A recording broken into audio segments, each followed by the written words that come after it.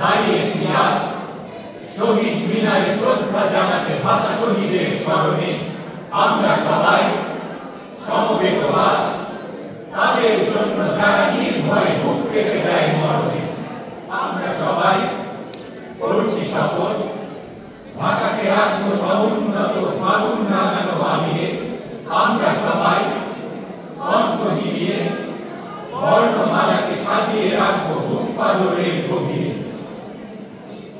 আজকে আমার গর্বে জড়ানো 21শে ফেব্রুয়ারি আমি কি ভুলিতে পারি, আমি কি